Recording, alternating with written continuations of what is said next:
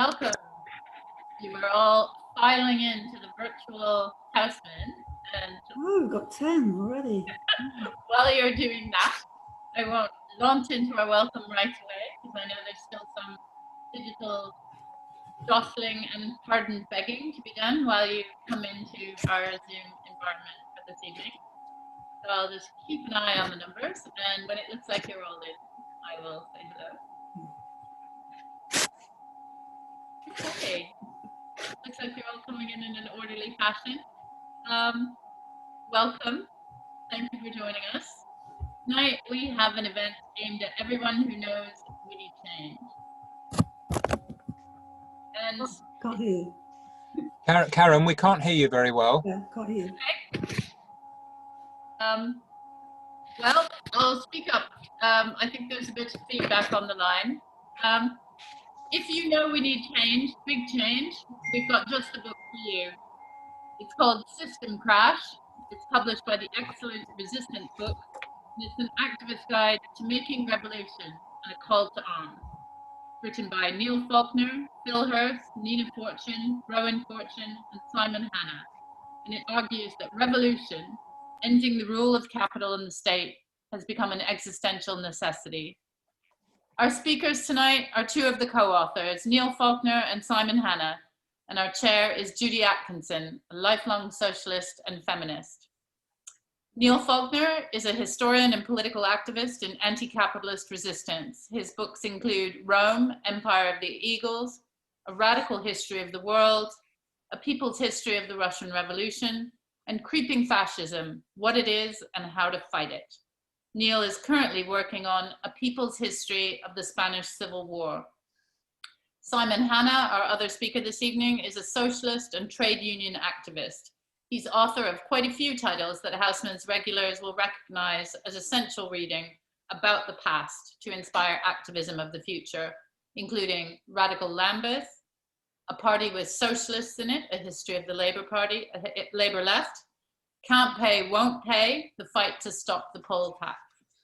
My name is Karen Shook, and I'm honored to chair this event for Housemans, a proudly independent bookshop whose doors first opened in 1945 and which has been based in King's Cross in London since 1959.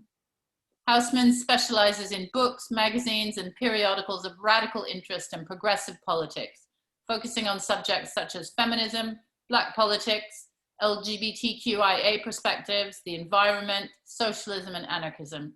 It also hosts events such as this throughout the year. Now, Housemans has been closed to the public in recent months, and on Monday we reopened with social distancing measures to the public.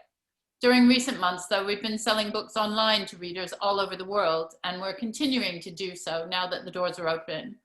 If you're unable to visit the shop, we warmly invite you to order your copy of System Crash at www.housemans.com.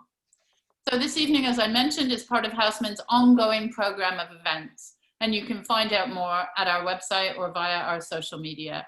I strongly recommend our online event on the 5th of May, White Skin, Black Fuel, on the dangers of fossil fascism, with Andreas Malm, Lauri van den Heuvel, and Anushka Zub-Carter in conversation with Ash Sarkar.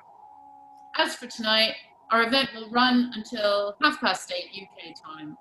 Once I say goodbye and flit off, Judy will keep Neil and Simon in order, well, relative order, and they'll get stuck into a conversation about the book and its subject.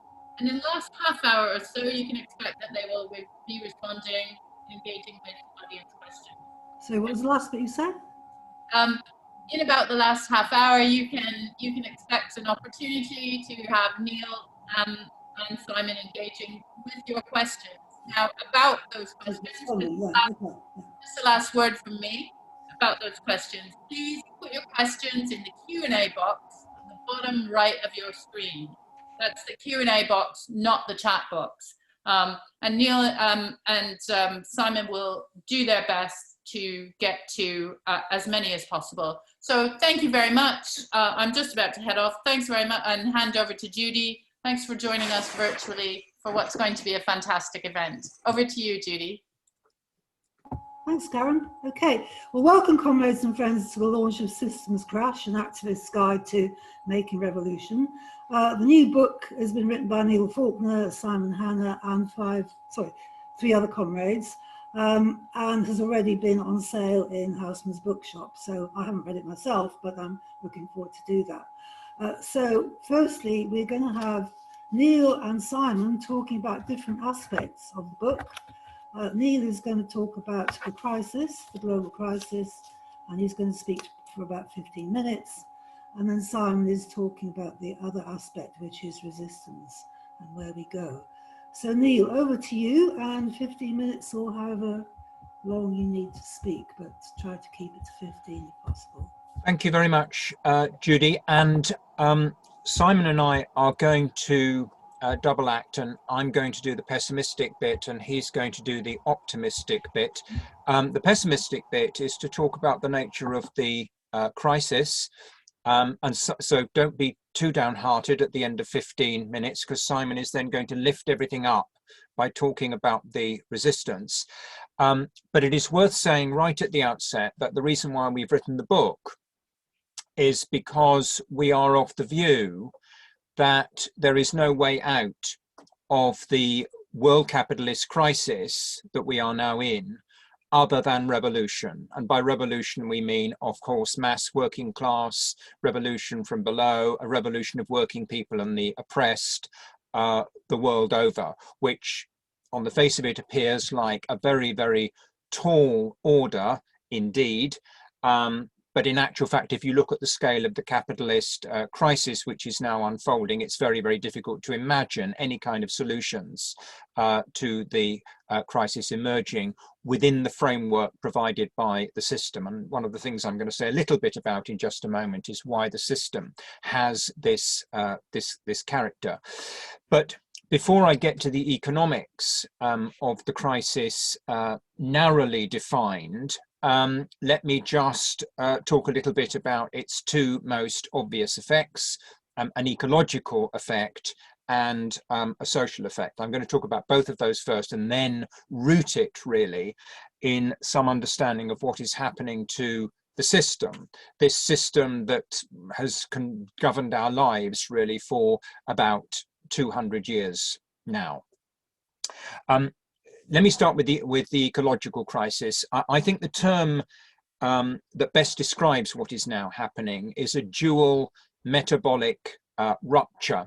That is a rupture between human society on the one hand, organized by capitalism at the moment, and nature and the planet, the ecosystems on which we are all dependent. And I say a dual metabolic rupture. Metabolism, of course, is just to do really with the relationship between human beings and nature. It's the natural metabolism that we're talking about here. It's become a dual metabolic rupture, or it's become apparent that that is the case in the last year or so of the COVID pandemic. We're all familiar with the unfolding climate crisis because we've had a sense of that as a growing crisis for about a quarter of a century now, although of course the speed with which the consequences of climate change are unfolding has accelerated. But what's now clear is that in addition to the problem of exponential growth, which is hardwired into the way in which the system works, exponential growth leading to levels of general pollution, which are destroying our ecosystems, but particularly carbon pollution that is giving rise to global warming. In addition to that, we now have another kind of metabolic rupture, which is potentially just as serious for human life on the planet, for human civilization. Because what is happening is that global agribusiness is eating in to remaining natural wildernesses, breaking down natural fire breaks, and creating vast monoculture agribusiness complexes, huge great breeding complexes, which is enabling the transmission from animal to animal, from wild animal to domesticated animal, of new pathogens, new diseases, and the global mega slums that exist cheek by jowl with these agribusiness complexes then become the mechanism for transmission from animal to human, and then global supply chains become the mechanism for transmission from human to human. And we now have one of these deadly diseases effectively embedded in human society, and of course continuing to evolve, continuing to mutate.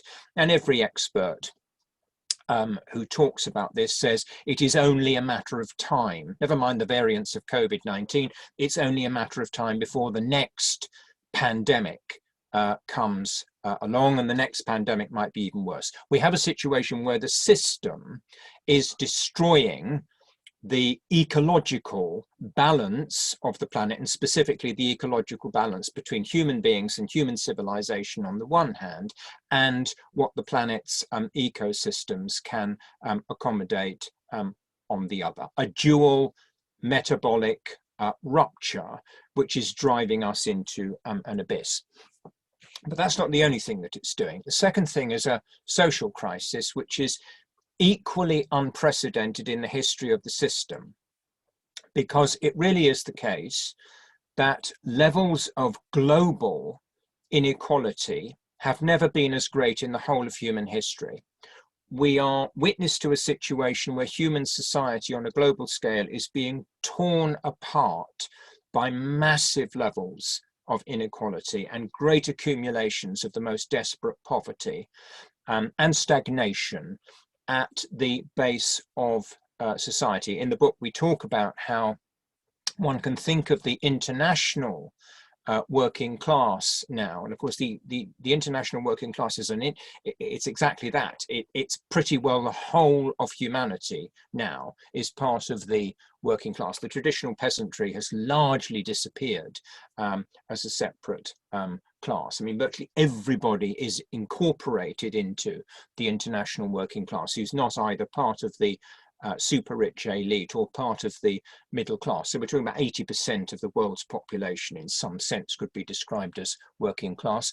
It can be thought of as divided into three roughly equal segments.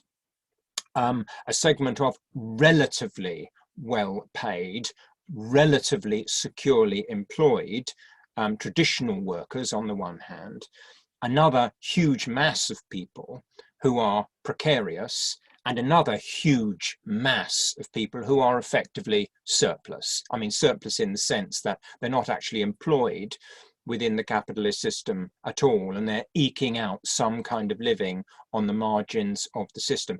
And of course, millions of these people displaced now by their poverty, and also by climate change, and also by war, and on the move. So we have an estimated billion people altogether who are displaced, either internally displaced or displaced from their country of origin because of the turmoil into which people's lives are being thrown. Let me just quote one statistic to give an indication of this, because it goes on and on and on. In the year that the pandemic has lasted, the world's billionaires, and there are now approximately 2,750 billionaires in the world, their wealth has increased from approximately $8 trillion to approximately $13 trillion. A massive increase in the wealth of the super rich during the pandemic, as the world economy takes a massive hit, as huge numbers of people are driven into poverty as a result of that. I mean, in the same year, the year of the pandemic, an additional 150 million people globally became extremely poor, suffering from extreme poverty as it is defined by the United Nations. So this grotesque stretching of the social divide is an ongoing process. And what that's creating is huge pools of poverty, of discontent, of homelessness, of unemployment, and so on at the base of the system. So the system is becoming unsustainable ecologically and also unsustainable socially. Now, why is the system so dysfunctional, so parasitic, in its effects? Well, there is a long-term crisis for capitalism of overproduction, over-accumulation, and underconsumption. This is the basic contradiction of the system. Basic contradiction of the system is they are squeezing wages all the time in the workplaces. They are wanting to cut expenditure on social welfare all the time. They're wanting to, in that way, accumulate profit in competition with each other. And that means you've got a built-in crisis, really, in the whole development of capitalism, where the amount of surplus capital that is being accumulated is so much greater than the consumption power of the mass of the population whose wages and benefits and pensions and so on are being squeezed. And it's that contradiction between over-accumulation of capital, I mean, a system awash with great mountains of surplus capital seeking an opportunity to invest, and the underconsumption of the mass of the population that gives rise to all of these bizarre characteristics that neoliberal capitalism has, that it's based on debt. It's based on the endless creation of fictitious capital and mountains of speculation. It's a boom, bubble and bust, financialized economy. And this is capital searching for an investment outlet, which, when there isn't a market for productive investment, it explains the waves of privatization, which have gone right across the globe. I mean, this is the pattern for the last 40 years right across the globe, is that capital is enabled to buy up state assets. Public spending is outsourced. So all kinds of new profit opportunities are being created for capital through privatization and outsourcing. Why is it operating in this way? Why is it preying upon social goods? It's doing that because it lacks alternative outlets for investment. The huge militarization, not just the most obvious forms of militarization, but huge increases in expenditure on the police, on prisons, on surveillance, on security, and so on. That's a huge proportion of the world capitalist market. It's all waste expenditure. It's all completely pointless in terms of human need. It doesn't meet any human need at all. It meets their needs, but not our needs. That's another huge source of enrichment for capital. So you've got all of these parasitic, effectively, ways of accumulating capital because of the underlying crisis of over-accumulation and underconsumption. So we've got a system which is in a state of more or less permanent slow growth, stagnation, slump, generating these forms of economic activity which are parasitic and which are destabilizing. You've got a world which is increasingly being torn apart ecologically and a world which is increasingly being torn apart socially. Because of all of that, the system has a crisis of legitimacy. And when the system has a crisis of legitimacy, it needs to find new ways of building a base of support for itself, and it needs to enhance its repressive capacity. And both of those things are happening. And we use the terms creeping fascism to describe the shift to the right towards nationalism and racism and misogyny and authoritarianism and homophobia and transphobia and so on. The shift to the right as they, the political class that represents neoliberal capitalism, as they try and build an ideological base for themselves, an electoral base, a mass base of support for themselves. That's the explanation of the shift towards what we call creeping fascism. But at the same time, what they're doing, of course, is they are militarizing the police and they are cracking down on dissent. We've got, the Kill the Bill protests at the moment are in Britain are a response, of course, to the development of a police state, which is the direction of travel, not just in Britain, but of course on a global scale, with extreme forms of it represented by places like China, to some degree, places like Russia and Turkey. But that's the direction in which all of us are moving, because the system has this crisis of legitimacy. It's giving rise to increasing levels of discontent, and that discontent has to be smashed physically by a repressive state apparatus if it gets out of control. But what they're also trying to do at the same time is to divide working people against themselves by peddling the ideology, really, of the 1930s. So we have, in addition to the ecological crisis and the social crisis and the underlying economic problems of an essentially stagnant system, dealing with a problem of overaccumulation and underconsumption. On top of that, and because of all of that, we have a political crisis which takes the form on the right of creeping fascism and the development of a police state. And do they have any solutions to any of the basic problems? No, they don't. And because they don't have any solutions, that is why they are resorting to the ideology of the 1930s. That is why they are militarizing the police. That is why they're tooling up to crack down on protest. But right across the world, they are facing massive levels of resistance from below. And that resistance from below is what has to give us hope that there is an alternative, and that talk about a revolutionary solution to the crisis of capitalism, world capitalism in the early 21st century, is the most realistic kind of politics there is. And my comrade and colleague, Simon Hannah, is going to talk more about that.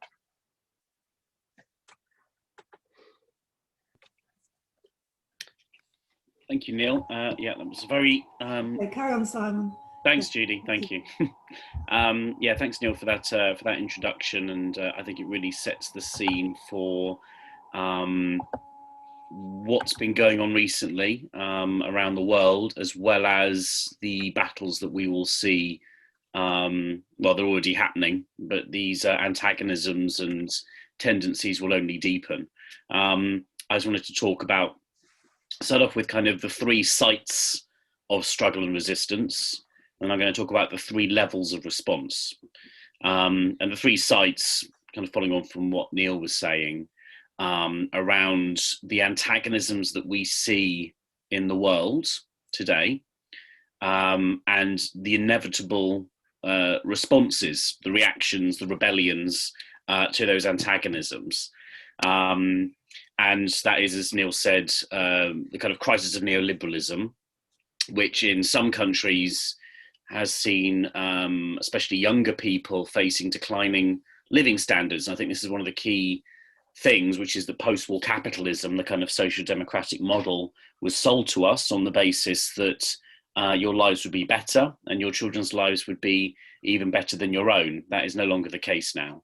And you can see so many of these social movements that are emerging, lots of young people protesting, lots of young people active, out building these, increasingly radical social movements. And partly that is driven by the fact that capitalism, certainly in many Western countries, is simply not providing, the basics. And young people are increasingly finding their lived experiences much more difficult, much more stressful and difficult. So I think that's the sort of one of the key sites of struggle, which is also producing and deepening the other fights around social oppressions that we can see around, the women's movements, the Black movements, and so on. So I think that aspect of the kind of contradictions of later stage globalization and neoliberalism, certainly countries like Britain, the United States, is very important, but also on a global scale. I mean, we have to see the fact that, the kind of post-Soviet era after 1991, when kind of neoliberalism really went into overdrive as a dominant capitalist hegemonic model, has also seen, the rise of new powers like China Brazil, India, indeed the kind of old concepts that we were using of the global north and the global south, really have to be re-examined now, because, you know, it seems strange to include China and India, for instance, within, you know, the previous concept of the 80s and 90s, whenever the anti-capitalist movement talked about the global south. So the shifting economic productive capacities, where a lot of industries and businesses obviously have moved their production towards other countries because they want to exploit, as they see it, cheaper labour, but it has developed productive forces in a number of countries. And so the realignment of global politics and the realignment of the kind of traditional post-war power structure between nations is also going to be another site of struggle. I mean, we can already see the trade wars between China and the United States as one example, but obviously increasingly what happens in countries like Brazil, in terms of Brazil's politics, has an impact globally. It is, you know, increasingly seen as a country where, you know, the struggles against people like Bolsonaro will, you know, be felt and seen in other parts around the world. So that is also another site of struggle that we can already see developing. So alongside the changes of the world around neoliberalism, the environmental crisis. Don't need to obviously go into that kind of too much at this point. Neil's already outlined how he thinks it's going to impact on politics. But clearly the environmental crisis is an existential crisis for the planet, for humanity. And that's not just sort of, you know, you come to a meeting and there's a Marxist in the room who says, you know, this is the final crisis of humanity. And, you know, it's the famous thing, Marx has always predicted lots of, you know, crises and so on.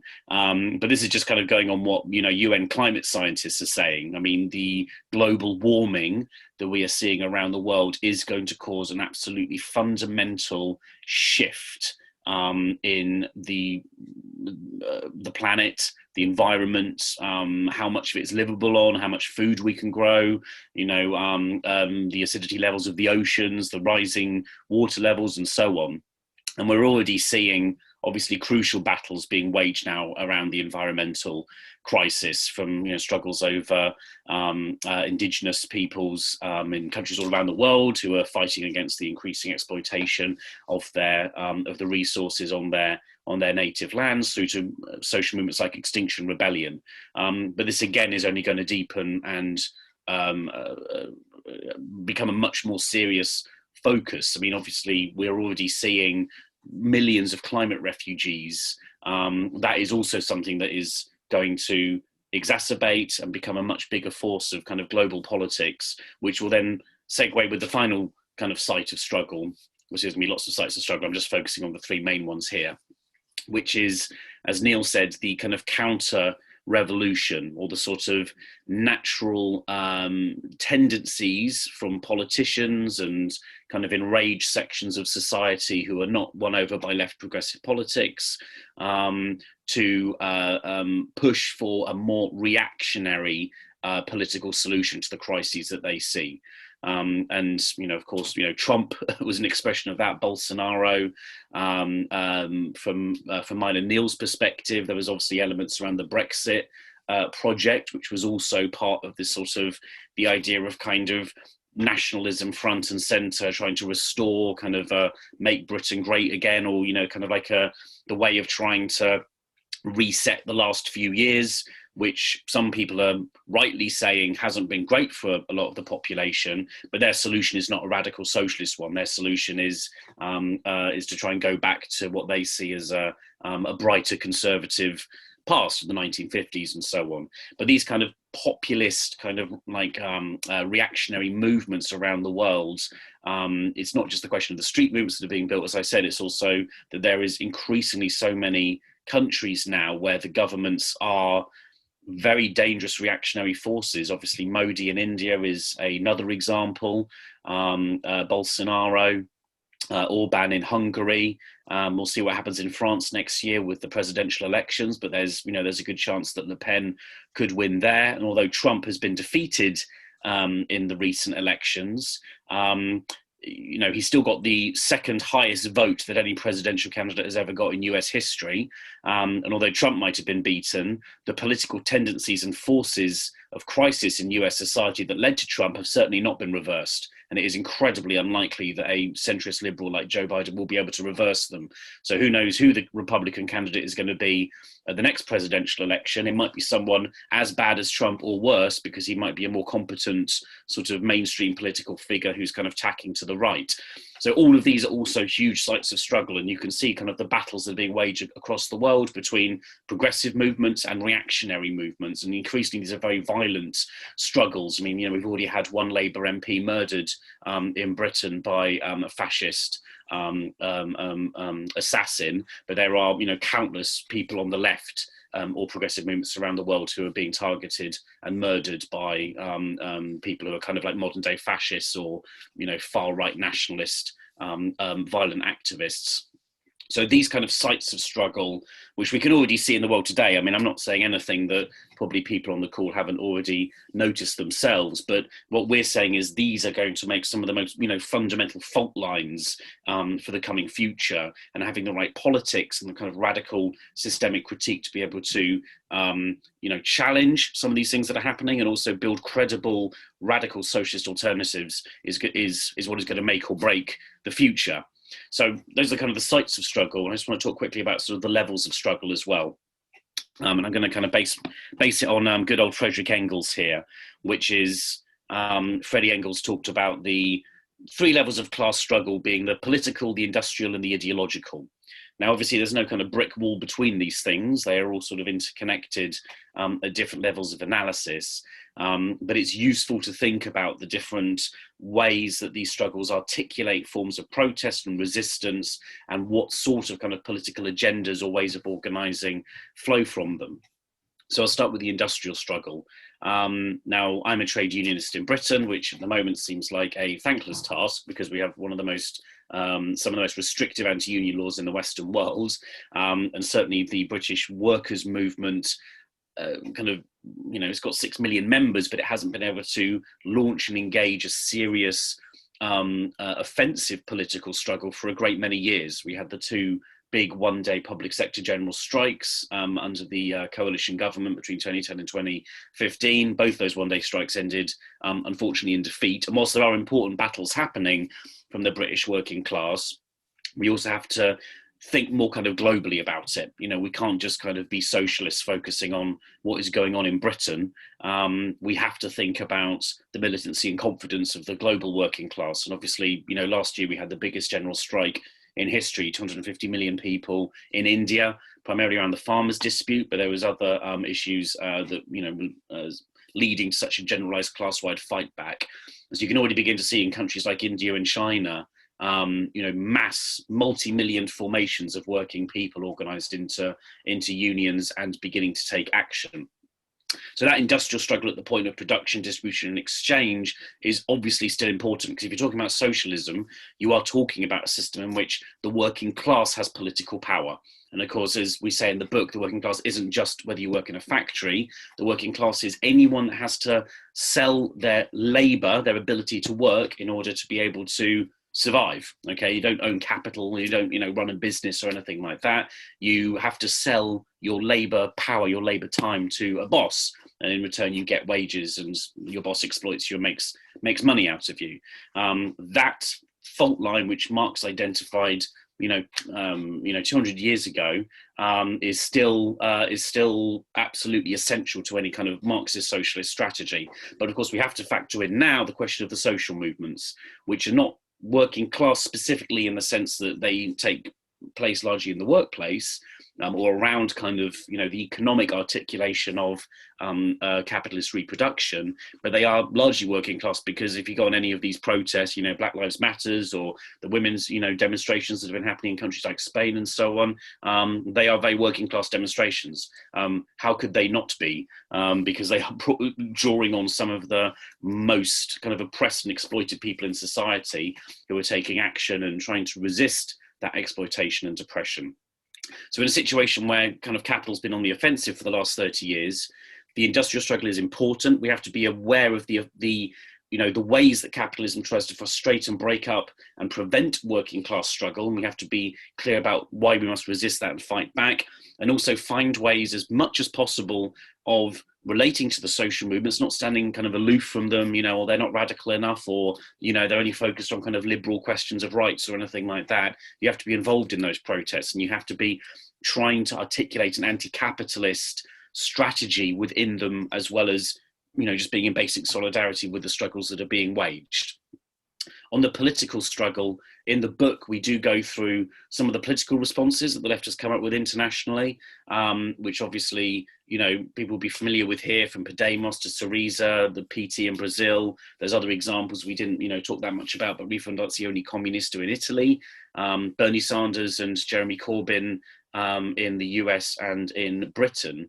And so there are political movements, there are, attempts by the left, sometimes successfully, to win governmental power. And yet a lot of these projects have ended badly for the left. And I think that's something that we need to take quite seriously, because there's always a problem that whenever the left does engage in a political struggle in order to win votes, it does end up being integrated into the existing power relations of the state. Of course, the Labour Party, for instance, has always been integrated into the existing power relations and has never wanted to overthrow capitalism, not seriously. But other more radical parties like Syriza and Podemos, it looked initially like they did want to do that. And yet the experience of being in government and managing a capitalist economy inevitably politically broke them, or has, caused serious kind of political ruptures and divisions within their ranks. But we can't draw from this a kind of post-political, kind of semi-anarchist position of we need to change the world without taking power. The question of political power is absolutely essential.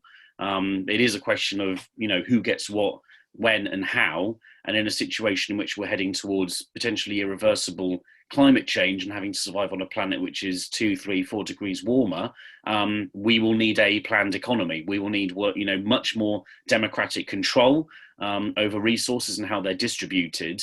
And this can't just be done locally. It can't just be done through, co-ops and, and so on. It has to be a political project, but it has to be obviously one that is an anti-capitalist political project, because the electoral tactics that we've seen so far on the left either haven't worked, i.e., Jeremy Corbyn didn't win the elections, or people have got into power, in Greece and Spain as well, and it's led to political problems for them. So I think we need to sort of, and again, I'm not going to say there's an easy answer to that. There's a major site of struggle, but it's something that we need to take seriously. We can't just sort of say. And there's a danger in Britain, Jeremy Corbyn and the Labour left didn't succeed, so we swing the stick the other way towards just social movements. Social movements get defeated, we swing the stick back towards being in the Labour Party. We need to try and find a better synthesis and a better way of trying to create a unity of struggles around a common kind of radical programme. And the final one I'll talk about very briefly is the ideological struggle. We have a fundamental problem in the sense that, we clearly need to move past capitalism. We clearly need a much more rational, democratic, humane economic model to manage human society globally. But in the eyes of most people, we tried that. It was called communism in Russia, and it didn't work. And so you have a situation now where there's lots of people who are radical, they're even anti-capitalist, but their knowledge, their experience even of countries which apparently tried to move past capitalism just doesn't look very appealing. Sort of everyone jokes today about the bread queues in Russia and so on. So people obviously don't really think that's a very credible way forward.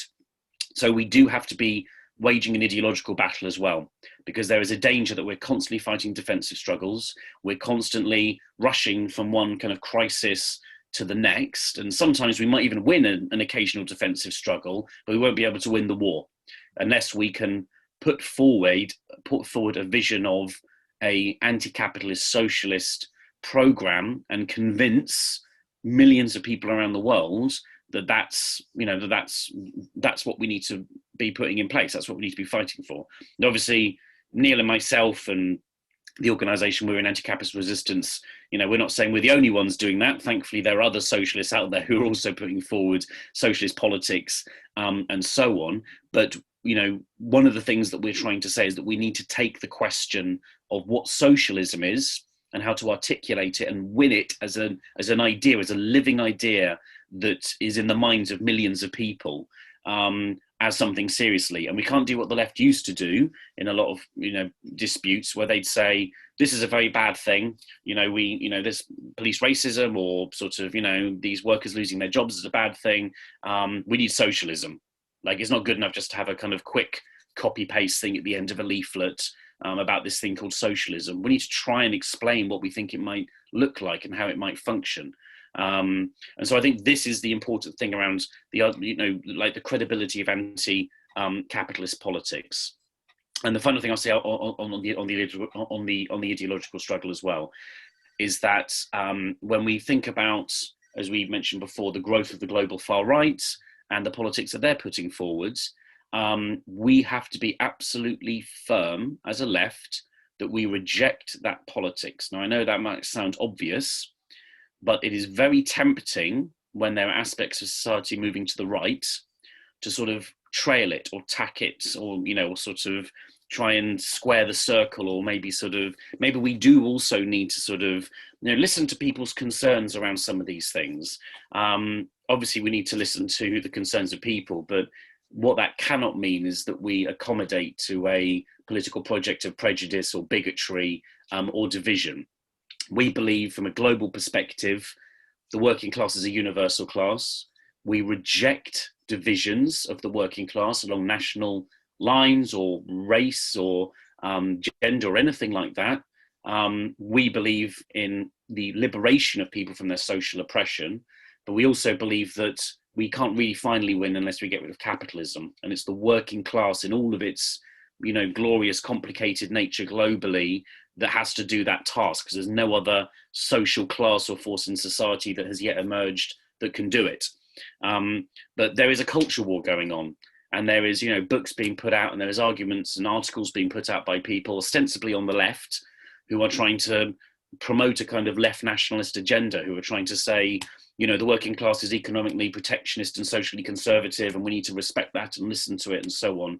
The fact is, the working class is all kinds of things. There is a working class that is radical and revolutionary. There's a working class which, sort of supports some of the politics of, the British National Party, for instance. So it's not just the working class per se. It is the working class organised as workers fighting for their own self-interest that is the radical, important component of how we're going to be able to change the world. And therefore, the ideological struggle around being clear about the internationalism, the anti-racism, the fights against all forms of oppression within the class, including obviously gender violence and so on, is an absolutely crucial part of the culture war. And, the left can't be of the opinion that, let's just fight for wages and housing and that will kind of resolve all of these issues. It won't. And we won't be able to build the kind of movements that we need to build unless we are also fighting the culture war and winning it as well. And at the moment, I think globally, unfortunately, in some cases, we're not winning it. We're actually on the back foot around these things. So that's what I kind of wanted to say, kind of in terms of the resistance and how it needs to happen, the different sites of struggle, the different levels of struggle. And I'd encourage you to read the book as well, in case you're interested in thinking more on any of these topics. So I'll stop there. Okay. Thanks to both speakers, and thanks for keeping to time. So remember, folks, that if you want to take part in discussion, then post a question in the Q&A box at the bottom of the screen. And I know we've now got 4 questions come through. Should we take them one by one? And who wants to answer the first one? From Dave Kellaway, which says, do you agree that the collapse of the bureaucratized dictatorships in the East also provided a massive new outlet for surplus capital? However, is this now reaching some sort of limit? Who'd like to answer that? Shall I come back on that? Okay. You see, I think what I would say is yes, to a limited degree in relation to the Stalinist dictatorships. I think when they collapsed in Russia and Eastern Europe, obviously there were somewhat enhanced opportunities for Western-based capital to then move into those markets. However, what I would say is I think it was relatively limited because those markets were already relatively clogged up by state capitalist operations that then become private capitalist operations, so that it's still the case in the Russian economy, as far as I'm aware, that most of the stuff that is actually being produced and traded inside the Russian economy is still being produced locally. It's not as if that there's been a huge influx of Western capital and Western goods and so on into Russia. Not on the same scale, not even beginning to get close to the same scale as what's happened in the global south. And you see, I think if you really want to get a sense of how the system has changed in the last 30, 40 years in the neoliberal era, it's that huge shift of capital, productive capital, from the global north to the global south.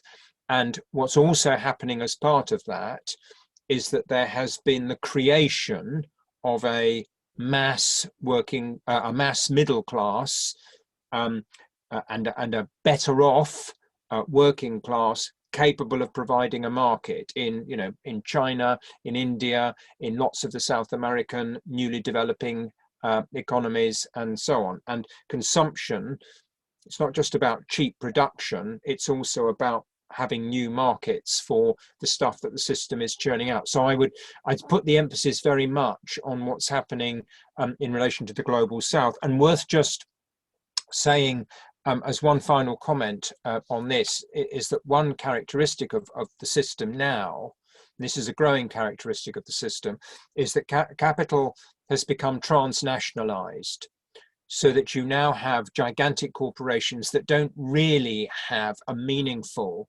national base anymore. I mean, back in the 60s and the 70s, we would have talked all the time about British-based multinationals and American-based multinationals and so on.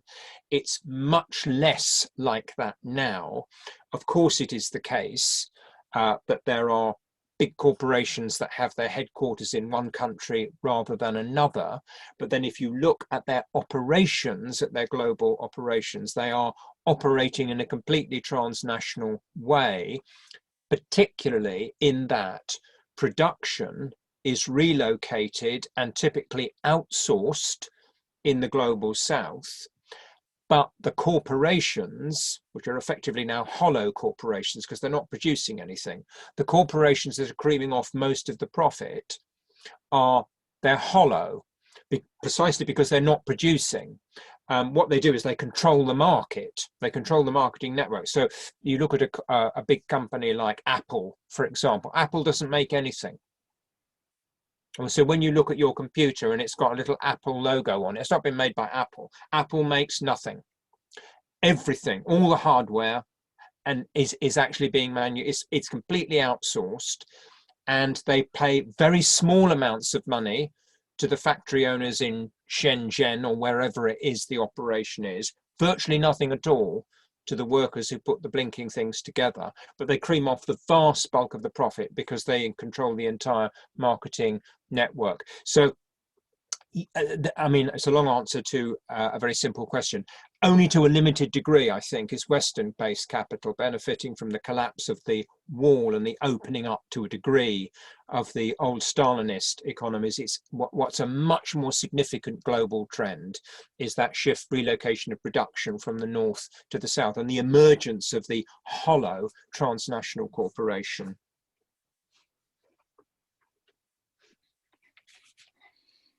Can I also say something on that, Judy? I think you're muted. Judy, you're muted.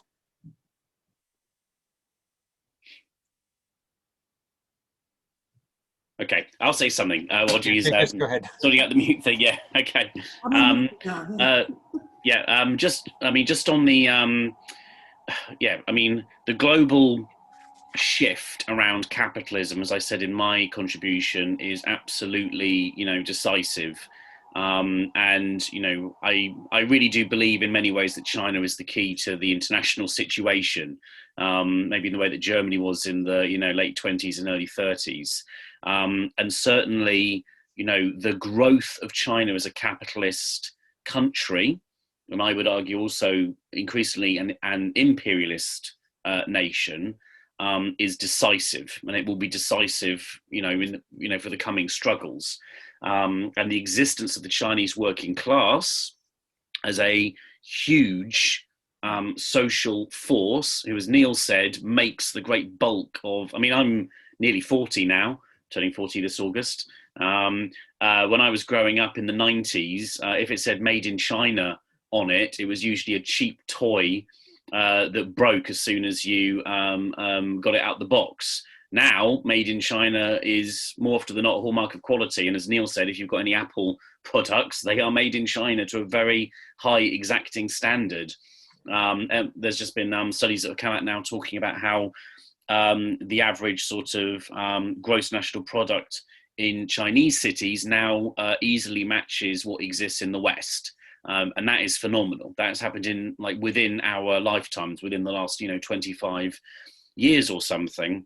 And there is already a huge argument and disagreement on the left about the nature of China. And I just wanted to say this. I know this isn't kind of completely about what we're talking about, but I think it's going to be very important because there are very powerful capitalist forces that look to China, which is a authoritarian regime with zero democracy, certainly zero working class input or power, but is a thriving capitalist country. And there is, increasingly authoritarian capitalists who think that's a pretty good model. We cite in the book a recent book that just came out, Can Democracy Survive Capitalism? The answer might be no. Naomi Klein, in her book on climate change, says that there's two visions of the future when faced with runaway climate change: either a kind of socialist economy based on more workers' democracy, or a kind of just constant authoritarian police state, in which what is left of capitalist society is protected by increasingly militarized and vicious violent forces. And that's obviously the route that is happening in an increasing number of countries. So I think that's sort of the question of what China is and how it has grown, and also India as well, grown under globalization. That doesn't mean it was great and everyone's having a lovely time and sort of workers and peasants are loving it. They're obviously not. There's huge, said before, huge protests and strikes and resistance movements, but it is changing the face of the planet. And so getting that right and understanding that is going to be crucial to how we articulate left politics going forward, because I don't think it's going to do us any favors if we say, oh, we're socialists, we want socialism like in China.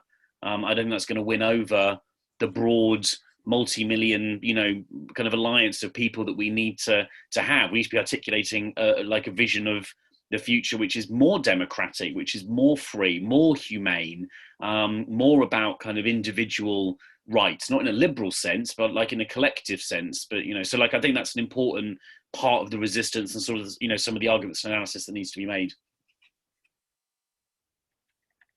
I guess it links in with Leanne Gale's question, which we're going to come on to in a bit, about the question of narrative, sort of how do you put forward your vision of the future? Is it sort of, anyway, I guess we can come on to that.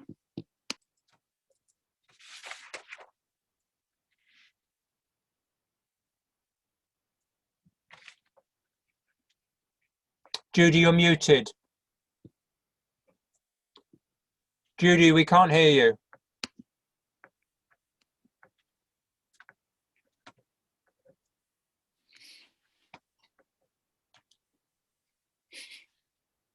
I think Judy's having trouble with her mic. Yeah, I think so. Well, look, I'll just come in on. I'll come in on another of the questions. Dave Kellaway's question about. These various left reformist movements which have emerged in the last sort of 10 years or so, the Sanders movement, the Corbyn movement, Podemos in Spain, the Bloco in Portugal, Syriza in Greece, the movement for socialism in Bolivia, the Chavista movement in Venezuela, and so on. There's been a whole series of these movements which are essentially left reformist, movements. I mean, they imagine, they're essentially social democratic, really. They imagine that there could be significant redistribution of wealth and a significant reining in of corporate power and a significant rebuilding of welfare infrastructures and so on, broadly within the framework of the system. And I think, if you look back to what happened in relation to the crisis last time, that's exactly what did happen. You look at what happens after the Second World War. I mean, lots of socialists, lots of revolutionaries said there's no way the system can survive this crisis. The crisis of the Depression, the crisis of fascism, the crisis of the World War and the genocide. This is going to this is barbarism. It's going to tear the whole world apart. There's going to be an economic collapse as the war economies unravel after the war. You're going to have a collapse into a global depression, and then there's going to be a wave of revolution. I mean, that's what Trotsky thought was going to happen at the end of when he was talking about this at the end of the 1930s, and none of that did happen. What actually happened is that you had national development programs in what we now call the Global South, what was then called the Third World, that did actually mean significant improvement for ordinary people. You had a global boom for the system. I mean, the system grew faster between the late 1940s and the mid 1970s than any other time in its history. You had the birth of the consumer society, rising living standards. In that framework, strong trade unions were built, and social democratic parties really were reformist. They carried out reforms. They did things like build the National Health Service, for example. Now, the question is that viable in what are we now in? The third decade of the 21st century? We think the answer is no. You see, we think that was a period in the development of the system which can be defined in terms of state capitalism, where most capital had a clearly defined national base and market, and it projected capital from that national base, but you had a relatively coherent national base, so you could actually use government intervention to manage the economy, to enable the process of growth. You also had a world system, incidentally, which was underpinned by the dominance of the dollar. So it was a very stable world system. You had the systems in Eastern Europe, which were also using state power to accumulate capital, but also through the accumulation of capital in Russia and Eastern Europe and so on, what they were doing was actually enabling a rise in living standards. They might have been horrible dictatorships, but people's living standards were going up. Now, that was all happening in a framework, if you like, of a kind of national capitalism. That's not an option. I mean, the nation state is crucial to the system as a source of contracts, as therefore a source of profit. If you think about the way in which everything's being outsourced and everything's being privatized and huge increases in military expenditure, this is a direct sort of inflow, really, of taxpayer revenues being turned into profits for capitalists. The state is also crucial in crushing dissent, in controlling working people. But what the state does not do in the same way is actually manage a national economy. What it's trying to do at best is to get these big conglomerates, these big transnational corporations to invest in one country rather than another. Capital, corporate capital, is out of control as far as the nation state is concerned. There's no national capitalist, there's no state capitalist type solution. Now, if that's true, then none of the left reformist projects can succeed. They're all doomed. And this is, central to our argument. Our argument here is we have to have a revolutionary perspective. Does that mean we're not interested in Corbynism? I know it's dead now, but let's just take that as the example. The answer is I was in the Labour Party and I was in Momentum when Corbyn was the leader. Simon, I think I've ended my Labour Party membership, but I think Simon is still a member. And there are other people who are involved in anti-capitalist resistance, who are revolutionary socialists, who have been involved in Labour or are involved in Labour, supporting that project. And that's because there are huge numbers of people pushing for change. Pushing for change is always good, because you come up, we would argue, against the barriers where there's a limit to change. And you learn from that experience that if you don't move towards a revolutionary understanding of what needs to be done, you're going to be defeated. So we support all progressive movements that are pushing against the limits of the system. And within those movements, we are arguing, and yes, you've reached the limit. This is the limit. The system can't deliver. We have to overthrow the system. And any revolutionary who says, oh, I'm not going to have anything to do with Syriza, or I'm not going to have anything to do with Corbynism, or I'm not going to vote for Sanders in an American election, or whatever it is, anybody who says that is just a mad sectarian, because actually you have to be with the mass of working people and oppressed people who have an essentially progressive perspective and are therefore supporting these projects. That's part of the business of how you build a revolutionary alternative. But the crucial thing for us is we don't see any solutions to the basic problems facing the planet and humanity without a revolutionary rupture. Maybe we'll come back to that a little bit more towards the end, because I know there are other questions that about that have come up in the Q&A. Okay, can we jump to the youth then? Jamie Anker is saying, can I please ask for any top tips on how to mobilise a highly individualised youth? And then we'll jump to Leanne, who's got 2 questions, and then we'll go back to Dave's questions. Shall I say something on this, Judy? Sorry? Okay, well, I exposed myself earlier as not a youth when I said I was nearly 40, but I was one of the main kind of organisers of the student protests in 2010 when I was in university as a mature student, and I think it's not really necessarily that difficult to get young people to attend a protest. I mean, like I said before, if you've gone any of the BLM protests, or if you went to the Sarah Everard vigil at Clapham Common, which myself and Neil were at, if you go to any of the Kill the Bill protests, and we've seen the ones in Bristol and so on, getting young people politically active around protests, people will come on like demonstrations. The problem we have, I think, is that young people still aren't necessarily joining political organizations or being involved in institution building, by which I mean, I think that there's a real appetite to go out there and, challenge the cops and sort of, get on the megaphone and block the roads, which is great. That's, like we need that kind of raw energy if we're going to get anything done.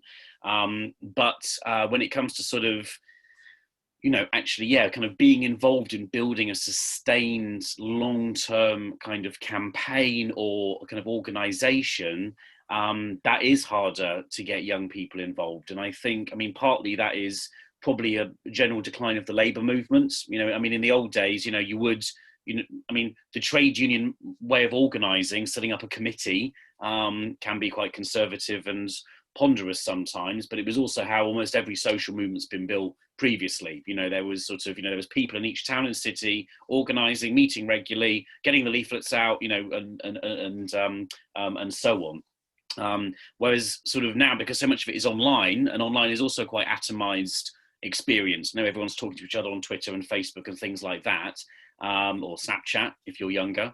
I'm not on Snapchat, unfortunately. But like whatever platform you're on, people are talking to each other, but that's not necessarily the same as kind of building a kind of an institutional, organizational thing which can maintain the mobilizations and maintain the protests. And we saw that with the BLM protests. Certainly the ones in Britain, they were good. They were quite big and they happened in places all across the country, but they were kind of a couple of demonstrations, then they stopped.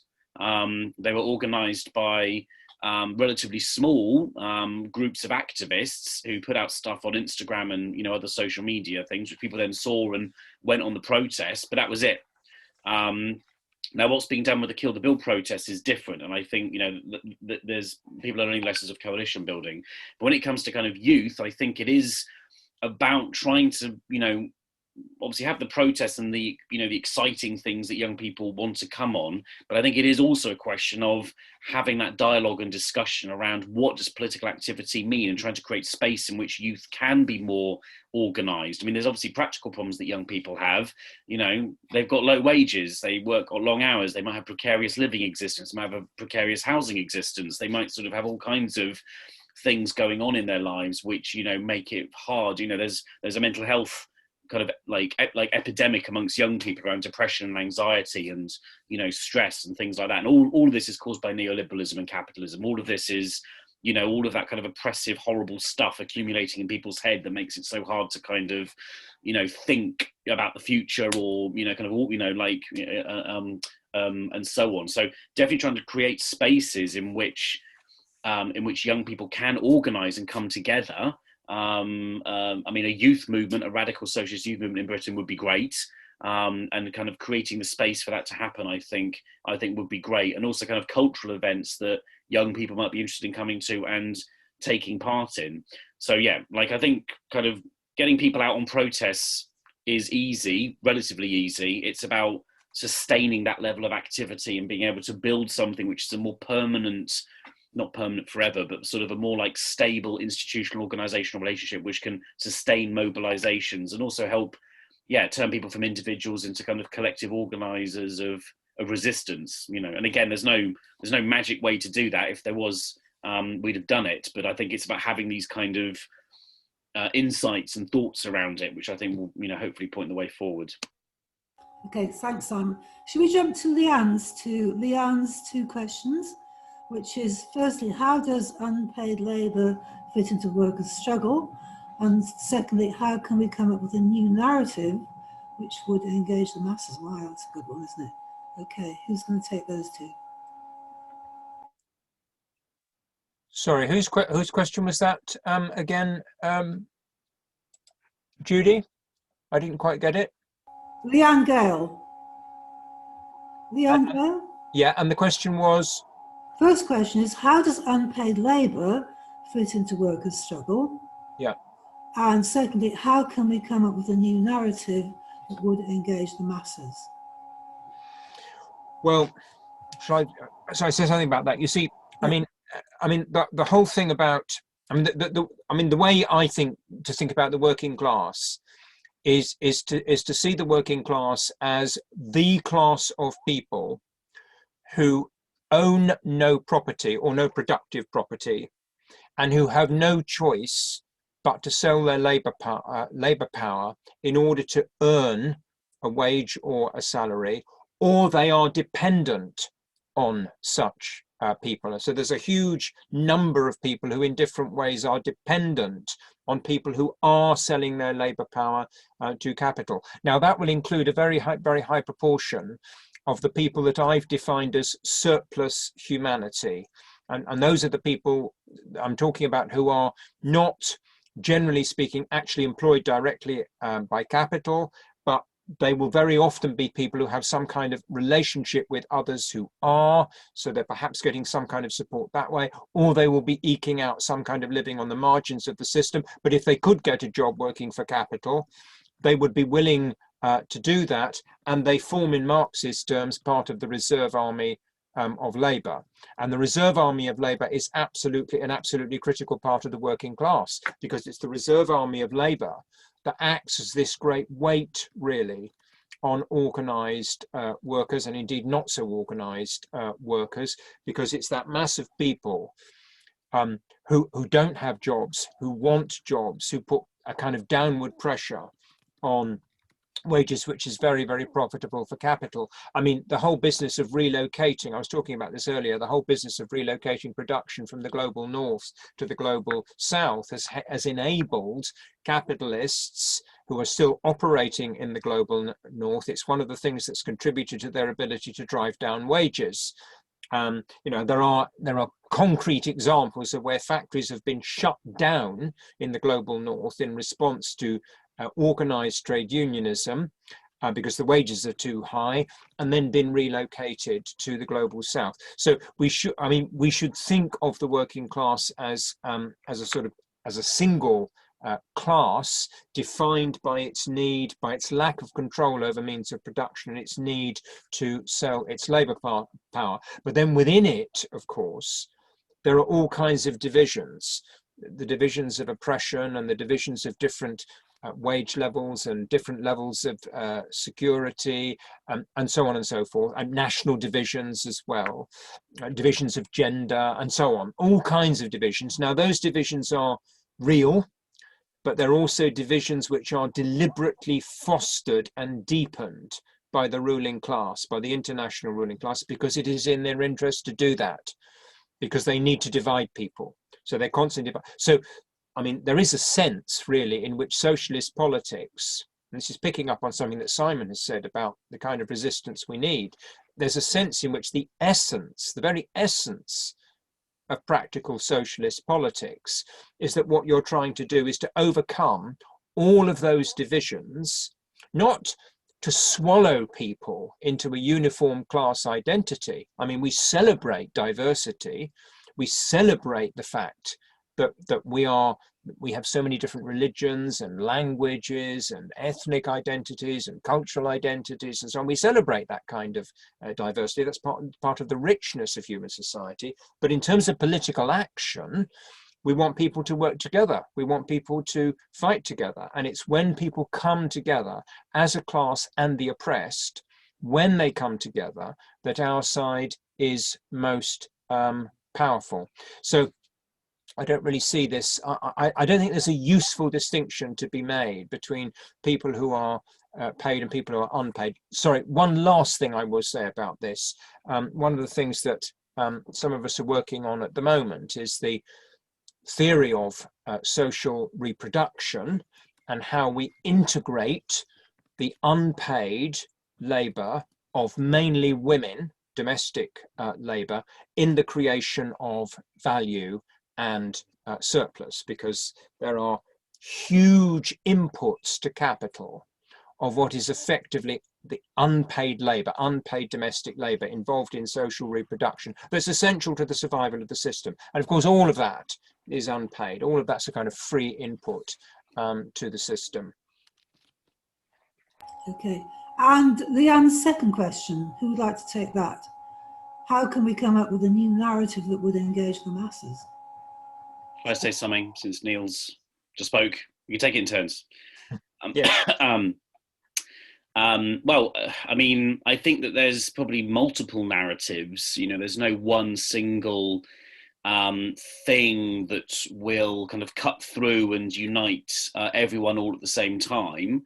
Certainly not at the moment. Obviously, the arguments around socialism and post-capitalism and what the world should be like and how it should be organised more rationally and humanely than it is now is a universal argument.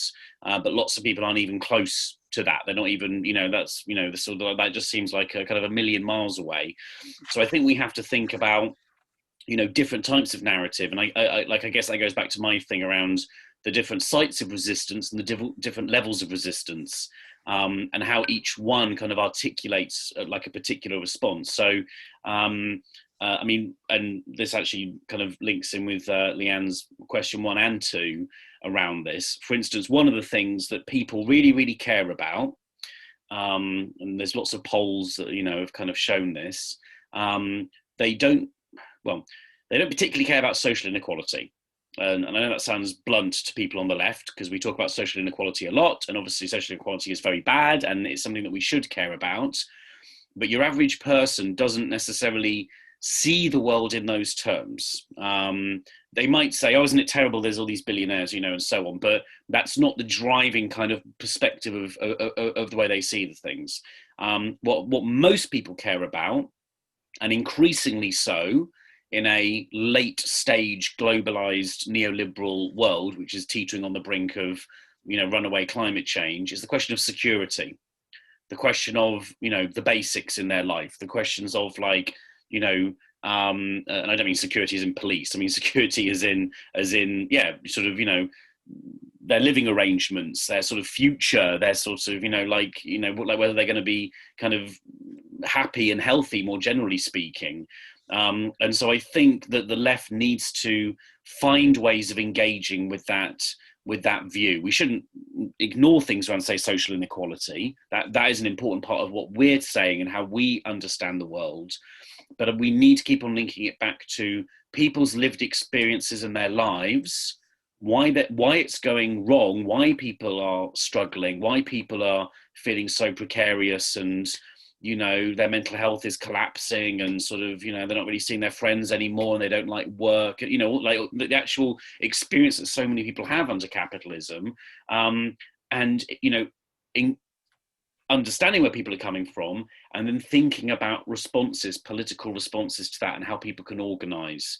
So, like, there's things that, you know, the left doesn't necessarily think about, you know, but I mentioned it before, like the mental health crisis. How can we really understand that, and how can we begin to organize around that? Because the mental health crisis is actually debilitating to left organizing. I mean, I know so many people on the left who, they're really depressed, you know, they're really sort of struggling, and they want to be active, they want to do good things and try and fight for a better world, but, you know, they just feel like they can't, or they feel hopeless, they feel pointless. And so, again, like, a narrative of hope is very important. Things can change, things will change, and self-activity is the key thing. People being organized to make it change is what will make it happen.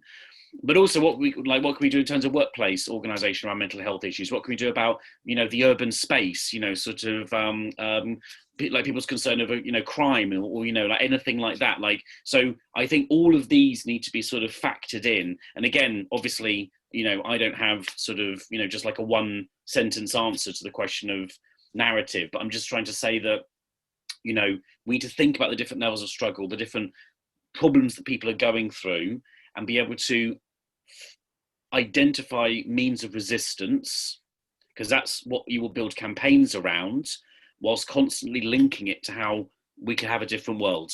So it's not just, say, save the NHS. And this is one of the problems that Mark Fisher talks about in Capitalist Realism. We're constantly fighting defensive struggles. You know, the left comes across as the conservatives, because we're the ones who are saying, stop this, don't do that, protect this, you know, and that's because we are trying to defend the gains of, you know, post-war social democracy, like the NHS, for instance. But we need to do more than that. We can't just articulate things. Sorry, I keep using the word articulate. It's really annoying. We can't just sort of phrase things as these kind of constant defensive struggles. It has to be that sort of systemic critique of capitalism, which is also looking to a different way of organizing life. I mean, people talk about prefigurative politics. Doesn't mean everyone has to go and live in a squat and not be exploited. But how can we try and prefigure the politics of the future in the struggles that we're waging now? How can we at least think about those things? And I think that explosion of the political imagination to be able to get out of the humdrum, depressing existence that we're in at the moment, that's going to be crucial. Like, that's going to make the difference. Okay.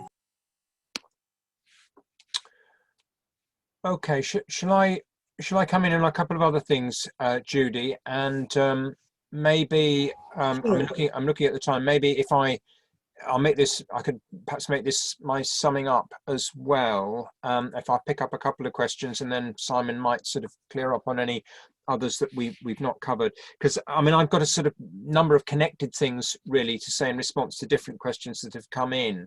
I mean, the first thing to really emphasize, which relates to a lot of the questions and the comments actually, and it's echoing something that Simon has already said, is that we have to create a revolutionary pole of people who will not accommodate to forces that are pulling us to the right.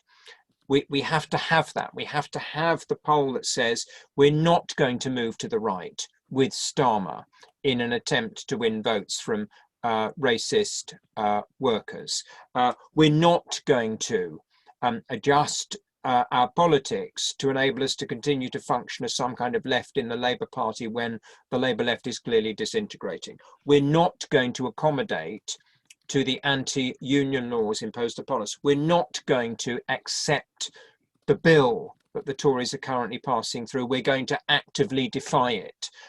We actually have to have a kind of revolutionary pole that has that very, very firm position. However weak we might be initially, and I want to use an historical example in relation to this. You see, in 1914, when the German Social Democratic Party collapsed into support for the First World War, and indeed when virtually the whole of the international socialist movement collapsed into support for their respective national governments when the First World War broke out, the revolutionaries who stood against that in most places were a tiny, tiny minority. This was an absolutely catastrophic human disaster created by the system. And in Rosa Luxemburg's flat in Berlin, the revolutionaries who were opposed to what had happened, opposed to their own party voting for the war, in effect, they are about a dozen of them. About a dozen of them. 4 years later, the German Revolution is led by those people. Now, my point is that if the crisis of the system is deep enough, if there are a whole series of social explosions because of the ecological crisis, because of the inequality, because of the police racism, because of all of the things that they're doing to us, if you have a firm, clear, principled revolutionary pole, you can begin to win people to that through the mass struggles that are going on. What form will the revolution itself take? What form will the movement towards revolution take? Well, you can't second guess it. You can't predict it. You can say you need a principles revolutionary organization that isn't going to budge. That basically is going to stand up for the interests of working people and the oppressed on a global scale. But you can't predict the form the struggle is going to take. Again, a historical example is that when the Soviets, the mass workers' councils, first appeared, that were going to be the driving force of the Russian Revolution, when they first appeared on the historical stage in 1905, Lenin said, what's this got to do with us? We want everybody to join the party, not create workers' councils. They didn't understand, the Bolsheviks, didn't understand what these things were. I mean, how stupid was that when you look at what then unfolds? Is Lenin relevant? Yes, he is. Is Trotsky relevant? Yes, he is. But relevant because, in fact, they are the representatives in 1917 of that uncompromising revolutionary stand that eventually pulls a majority of the Russian working class into support for the revolution, a revolution which is embodied in mass participatory democracy. And it's worth saying, what is the very essence of revolution, red-green revolution, because that's the kind of revolution we need now, a social revolution and an ecological revolution. What's the very essence of it? It is mass participatory democracy. All of those idiots who are supporting China, the Chinese Stalinist dictatorship, as they smash democracy in Hong Kong, and as they set up concentration camps for the Uyghurs in Western China, those Stalinist idiots who think they're part of the left, they are not part of the left, because absolutely fundamental to any kind of serious project for radical social change is that what you're doing is you're seeking to empower the mass of the people at the base and turn them into a democratic force, a democratically organized force with the power to dispossess the corporations and to break the back of the repressive states that support the corporations. But there isn't a blueprint. We know that we have to create forms of mass participatory democracy. We know that those become the way in which you mobilize huge numbers of people into a revolutionary movement, but we can't second guess the exact form which is going to take. What revolutionaries have to do is embed themselves in that movement from below. And I'll give you finish with this because it makes the point well. And I know Dora's asked a question about, this contradiction there is between structurelessness on the one hand and the sclerosis of existing organizations on the other. And Dan has also, made reference to the problem of the uselessness of the existing trade union leaders because they allow themselves to be shackled by the anti-union laws. The job of revolutionaries is to begin to group themselves into an organization and encourage others to join the organization. That organization needs to be very democratic and inclusive, not these horrible little top-down sects like the SWP has morphed into, for example. It needs to be much more democratic and bottom-up and inclusive and so on. But you're grouping people around uncompromising revolutionary politics and then immersing yourself in the movement. Now, in relation to Kill the Bill, I can tell you on Monday night, there was a fantastic meeting on Monday night, attended by about 150 people, all of them representing different organizations, are coming together on lots and lots of different campaigns, organized essentially by Sisters Uncut and Black Lives Matter. All revolutionaries should be involved in that, not trying to control it, not trying to manipulate it, but immersed in that movement, that youth revolt. There's a big day of action being planned on the 1st of May, and I think it could be absolutely huge, actually. The job of revolutionaries is to be centrally involved in building that, centrally involved in the protests on the day, but also within it, putting a radical set of politics and saying, this is why the police behave in this way. This is why the Tories are trying to create this kind of repression. This is all embedded in the crisis of the system. It's linked with the ecological crisis and the social crisis. And you're trying to build people's understanding who are getting involved in the action and draw them into a revolutionary movement without trying to manipulate it, without trying to control it from above, doing it by persuasion, doing it from below, and doing it without having any clear blueprint as to what the various stages of the struggle are going to be, because you can't guess it. And that, I think, Dan, is how we'll smash the anti-union laws, actually. It'll be done from below. It won't be done by the trade union leaders aren't going to lead anything worthwhile. What will happen, I think, is we'll get at some point movements on the street that are so powerful that workers begin to say, well, we're not going to actually, we're just going to walk out. And you begin to get a kind of regeneration of rank and file trade unionism at that level.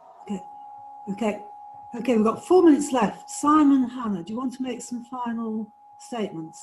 4 minutes. Okay, great. I'll try and be quick. First of all, thank you to Simon P. in the questions, who called us two of the left's top political theorists. Simon, I will give you that £5 note next time I see you. Thank you. That's great. There's been lots of great questions in the chat. I've written what I think in responses to some of them on there, and don't have time to go through all of them.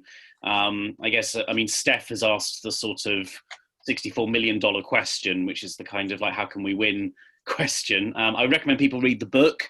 You might not agree with all of it. I don't actually, particularly agree with every single dot and comma in it, but me and Neil and the organisation that we're in, Anti-Capitalist Resistance, we are, trying to build a more broad and plural revolutionary organisation where, you can have differences over, political points and so on. But we, where possible, we're trying to agree on strategy and the general kind of move forward. And I think that kind of links in with some of the questions about, the unions, or sort of whether you should be in a broad left party or you should have been in Labour under Corbyn. The important thing is to be flexible but principled. And the important thing is to realise that most of these things are tactics. It's not a principle that you have to be in the Labour Party. I know some people think it is. I don't think it is. Indeed, in Anti-Capitalist Resistance, some of us are active in Labour because we're in very good CLPs, and they're left wing, and they're involved in networks, of activists. That's great. Other people are in parts of the country, where it's not so good, and, there's not much point. So I think, these are tactical considerations. And the important thing is to build a healthy revolutionary left where there is a comradely culture of disagreement, but there is unity wherever possible. And you don't split constantly over tactical disagreements, should you vote Labour at the next election or not? You know, that is not for us like a split question. Like, you know, like that is, you know, it's important to talk about these things and have like a point of view, but we need to move away from some of those old kind of more sect methods of organising, because I think we need to make the left a bit more of a, well, like we need to make sure people want to join the left. You know, you're not going to join the left and get into some head-banging row over, you know, this or that like little thing. I mean, it should be something which is, you know, joyful if possible, but obviously we're working under very difficult conditions at the time. So it should at least not be, you know, a traumatic experience. It should be one where, you know, each individual's talents and skills can be built up by the collective that they're in, and they can feel kind of empowered to be active and, you know, and campaigning. So like in terms of strategies, I mean, you know, as this is the final thing I'll say, because I've only got 30 seconds left. I mean, in the book, we outline some, you know, points that we want to make. We are in favor of mass action. We are increasingly seeing, say, you know, BLM in the United States is raising the demand to defund the police. That is a radical demand, which goes right to the heart of the nature of the capitalist state. In Britain, we've got the Kill the Bill coalition. You know, that is a radical movement which is fighting against the encroaching kind of authoritarian capitalist police state in Britain. I'm not saying that's what we have now, but that's clearly the direction, you know, that things are going in.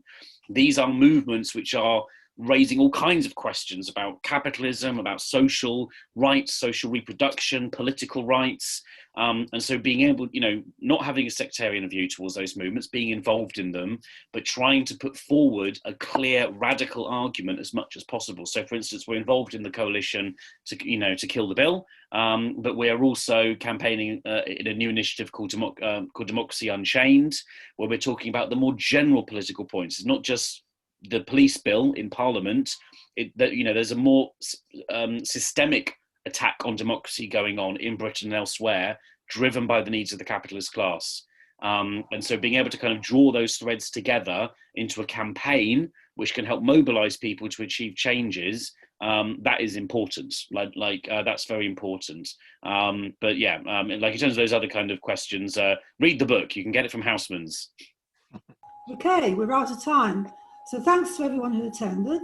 Thanks for the excellent questions. Sorry we didn't have time to answer all of them. Thanks to the great speakers, and read the book. Read the book. Bye, everyone. Thank you for coming, everyone. Hope you enjoy the book, if you get it from Housemans. How do you think that went, Neil?